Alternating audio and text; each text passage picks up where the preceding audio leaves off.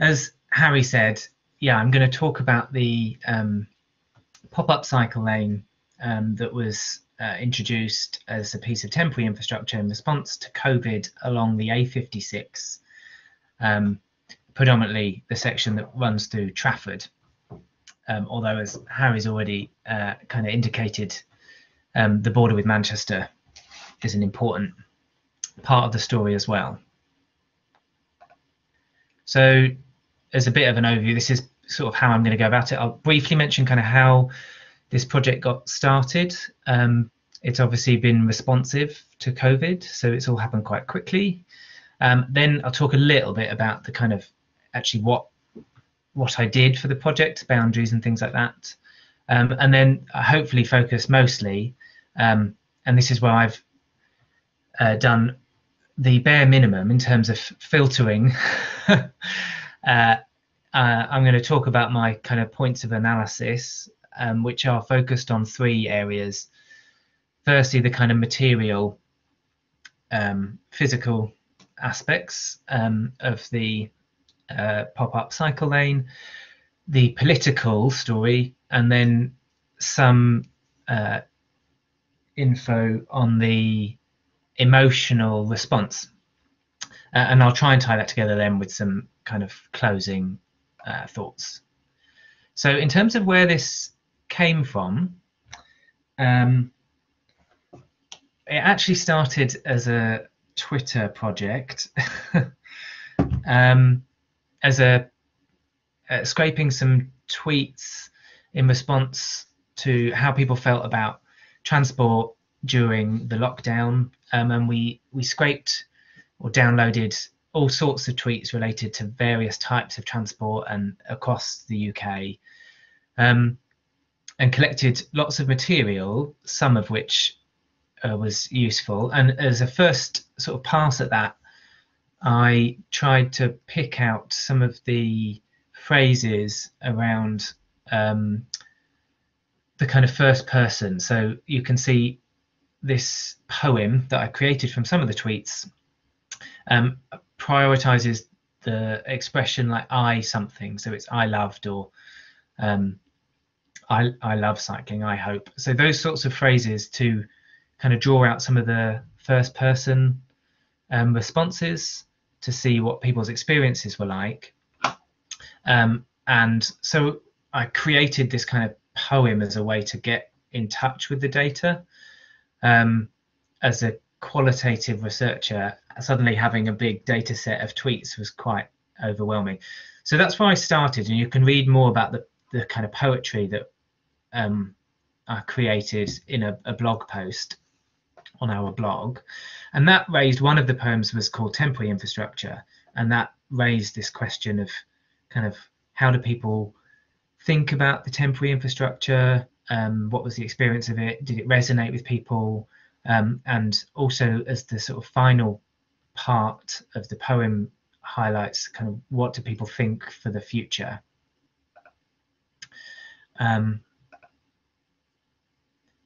So, I mean, this is some context that we're all well aware of, right? Because we're still very much in it.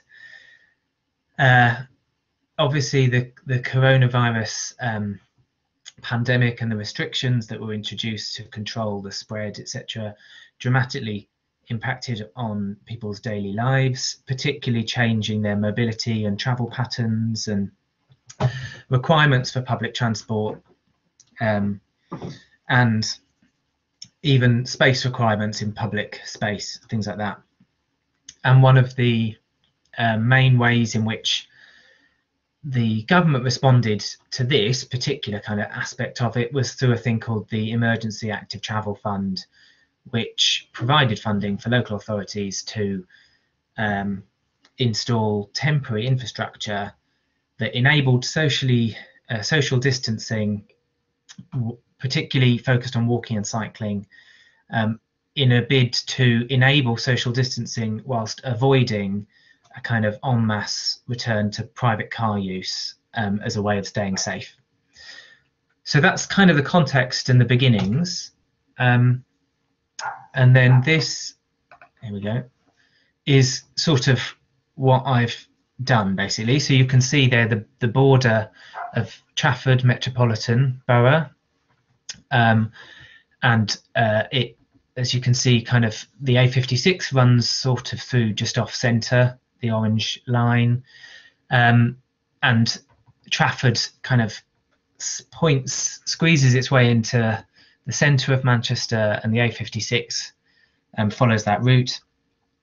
I've collected data predominantly from the 20th, the sort of late 20th-ish of March onwards. I've used what's called an ethnographic approach, which is a kind of online ethnography, or a kind of close analysis of a particular setting, in this case the A56, using online materials. And I have sort of drawn those from a range of sources, like news reports and blog posts and Twitter data, and my own videos.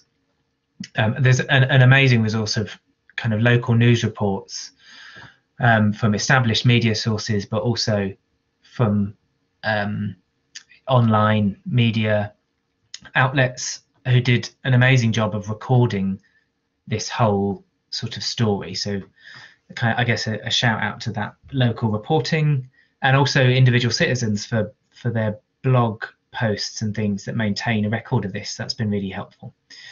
And I've drawn on kind of academically this idea of an ethnography of a particular construction of a road that Merriman did a few years ago, and also some other ideas around emotional, affective qualities of infrastructure, and more than human theories, looking at things beyond the human, in this case kind of actually looking at the cones potentially themselves and things like that. Hopefully that will make more sense as I talk through my analysis. So I'll tell you what I will say, just for those who like a bit of background on roads. Obviously this is the A56, that's its numerical name. It continues south west from Altrincham towards Chester, which is what gives parts of it its older name, Chester Road, and in part it's a Roman road that would link Chester. And it continues through the city centre along what is Deansgate in Manchester city centre. So it kind of runs right through the middle of the city and then continues north out of the city as the A56 again towards North Yorkshire. So the section I'm interested in, though, is the bit that kind of falls broadly within between Altrincham and Manchester city centre. Okay, so the first part of my analysis then is looking at the materials, and in this case I'm focusing actually on some materials that produced the idea of the A56, and that is materials like this. This is a figure that was produced by the MEN in one of their early articles before any construction took place. So it's a kind of imagined idea, a network of pop-up cycle lanes, and perhaps a more refined representation of that is this figure, which was produced by Walkwide GM, and again imagines this whole network of pop-up cycle lanes, and they're part of that imagination of how we would respond to this need for social distancing, but avoiding you know, an increase in private vehicle use, and how we might support people to use cycling and walking in the response to the pandemic.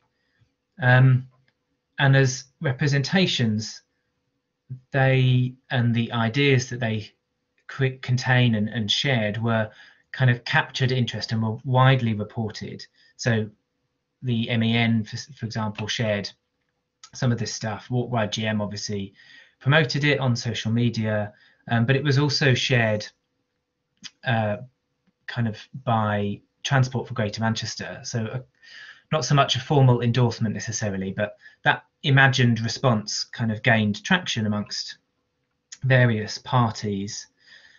And Trafford Council responded to this imagination when they announced their own, what they described as their ambitious plan to support safer and greener borough-wide travel.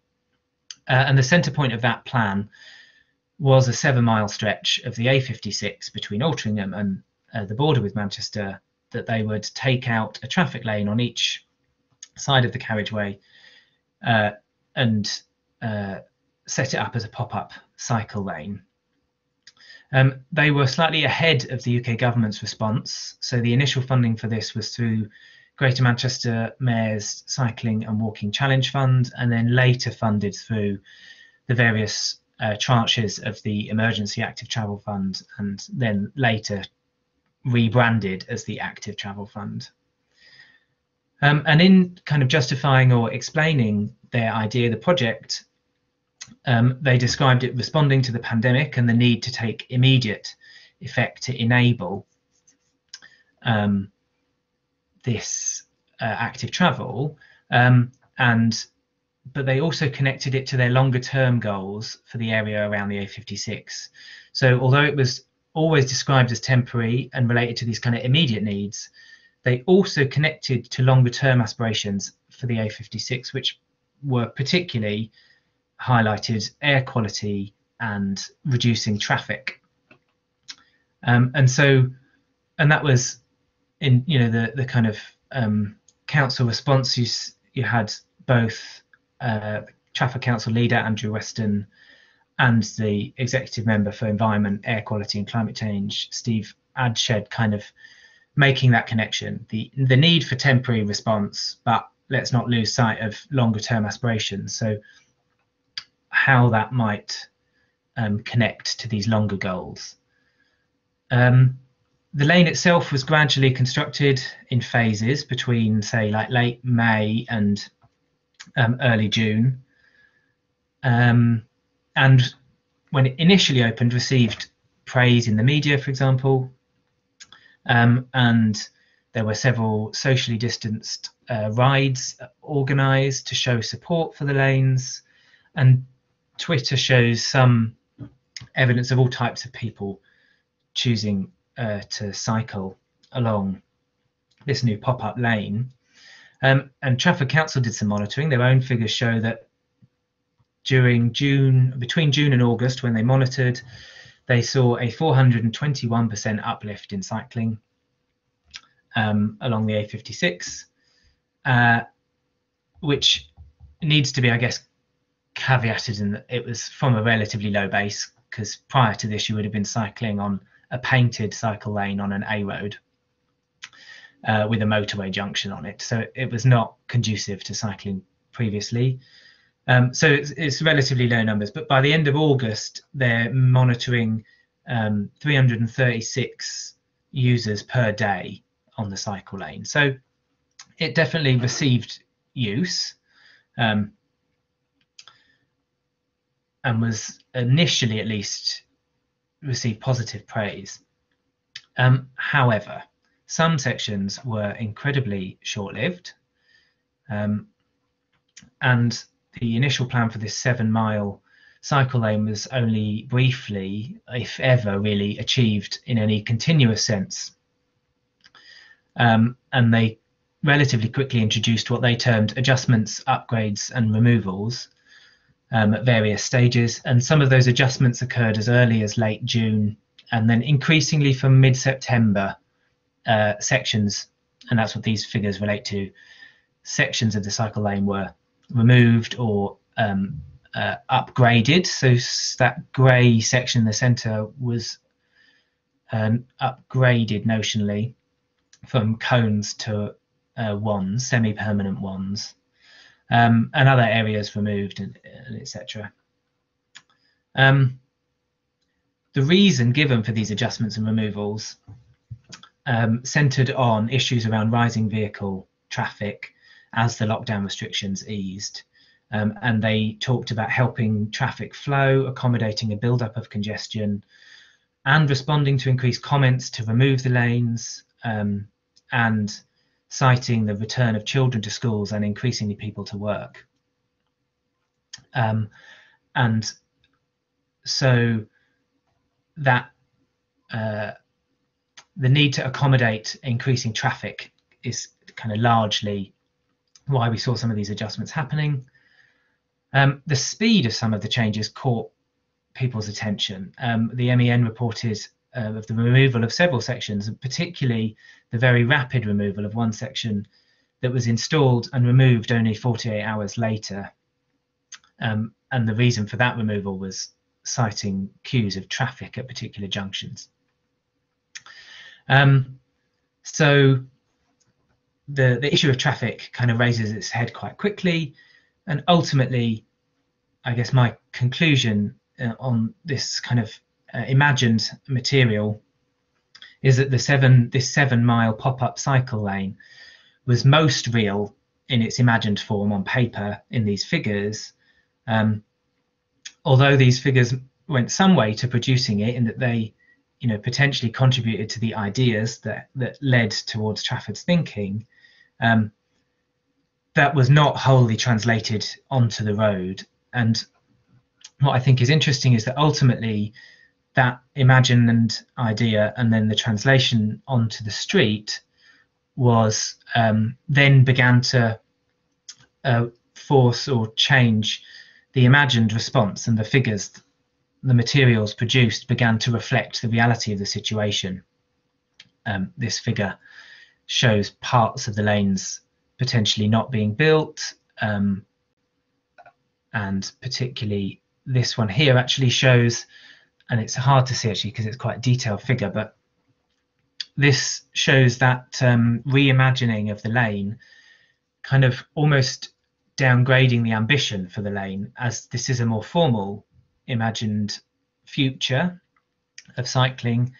And you can see the orange line through Trafford towards Altrincham is actually the Bridgewater Canal, and the sections of blue line are what is left, or what might be produced in the future, of the A56 cycle lane. So the imagined, that journey from imagination to kind of on the street to then re-evaluating your imagination seems to have gone on. And I think I can summarize some of that. Hopefully this gradual construction, it certainly received use and it was monitored as such. Then there's these adjustments, some of it very quick. Traffic problems and congestion appear to be the main stumbling block, and this idea of the 7-mile cycle lane was never real on street, and was perhaps most real in those early imagined materials. And so ultimately we end up with both an imagination and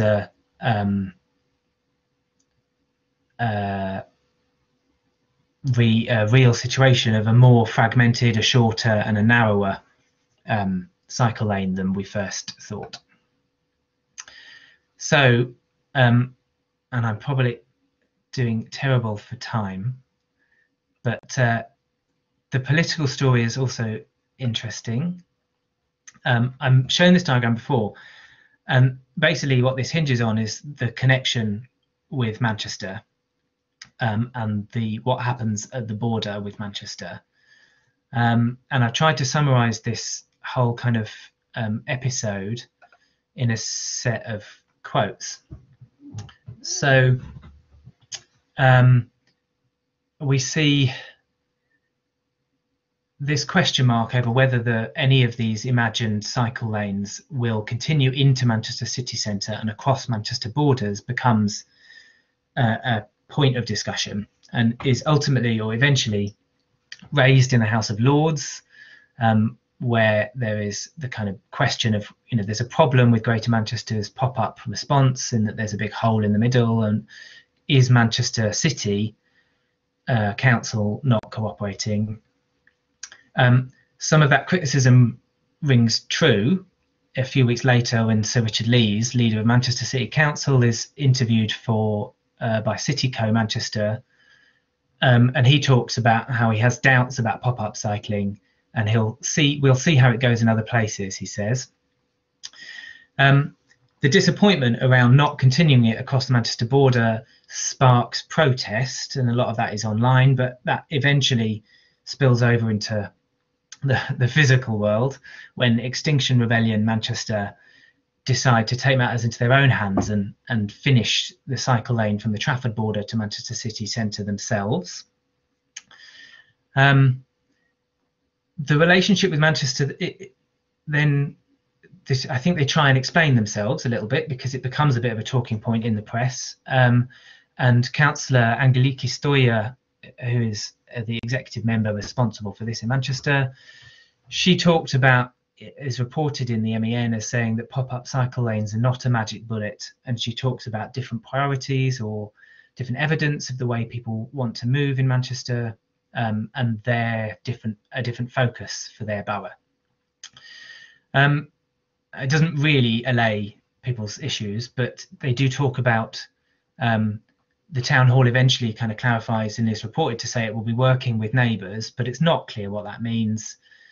And if we fast forward then to the tranche 2, the sort of latest iteration of the Active Travel Fund, we see that none of the Manchester schemes that are put forward include completing the A56 pop-up cycleway. So, or indeed some of the other lanes that did happen, they didn't all occur by any stretch.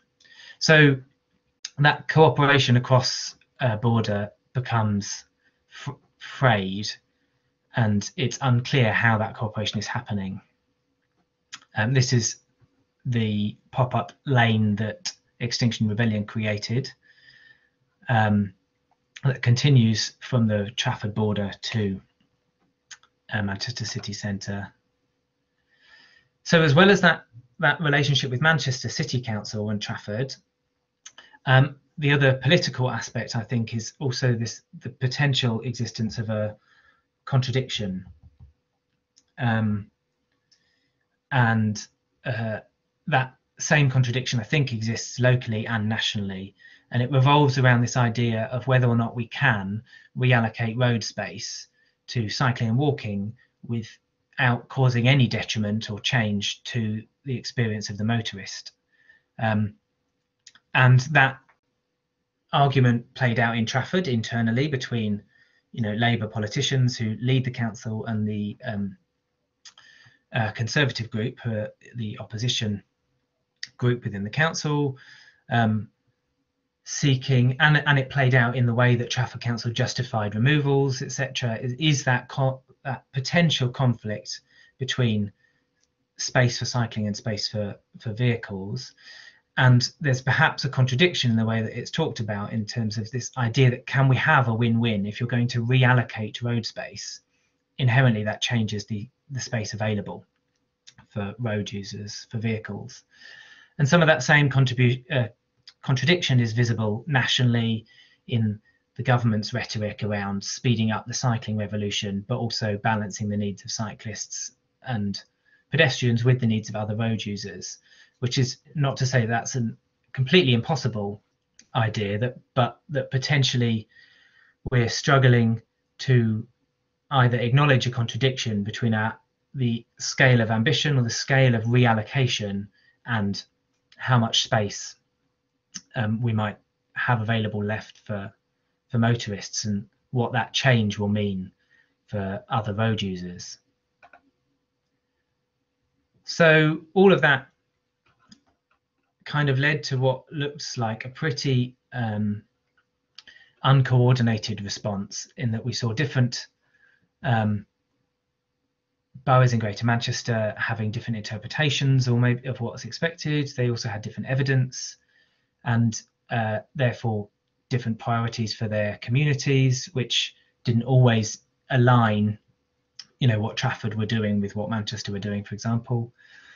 TFGM didn't or couldn't, I think, act like TfL might in London to ensure there was logic and connection, collaboration.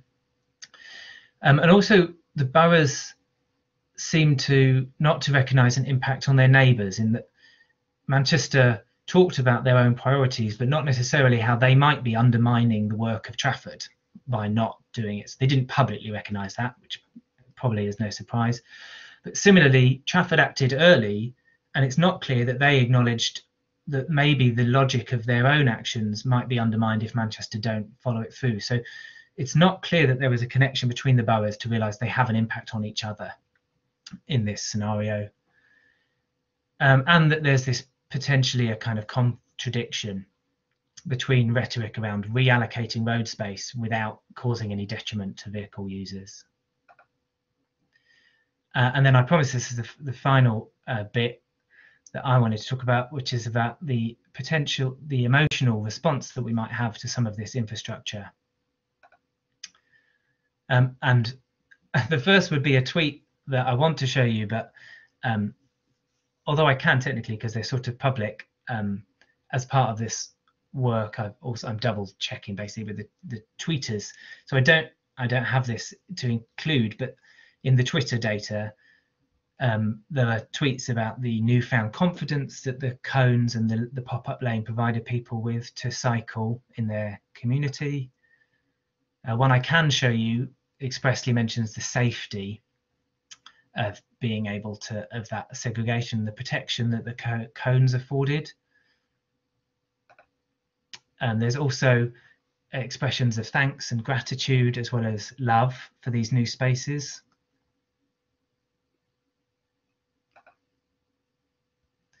And then when things start to change and they reduce and are removed in parts, there's also a sense of loss expressed. What's interesting about this tweet, though, is that there's also some, there are still looking to the future and the improvements they see. So it's a real mixed picture, because although lots of criticism was levelled at Manchester in not continuing the temporary infrastructure, during the pandemic, they actually opened the first section of the Chiltern Cycleway in the same vicinity that doesn't quite connect to other permanent infrastructure. So is still kind of, in that sense, flawed, but is a sign of permanent infrastructure coming forward. So there's this, loss of the temporary, but still some positives in terms of new permanent infrastructure that was coming forwards. And then similarly, also to reflect the fact that it was not universally enjoyed, and the response of the motorist, the experience of traffic, and the description, the emotional response to that. In this case, it was described like the horrific traffic, was part of the debate too. And so I guess trying to pull things together, and I think it's fair to say this is still a work in progress, so I look forward to some comments and questions. But I think it's interesting that we saw these early imaginations of what might be possible, and then how that was translated onto the ground, and then the reimagination of those as it became apparent that in this instance, the long range 7-mile cycle lane became in many ways untenable. We've got some interesting examples of both sanctioned and unsanctioned tactical urbanism or temporary infrastructure, in the example from Trafford itself, but also that extension by Extinction Rebellion.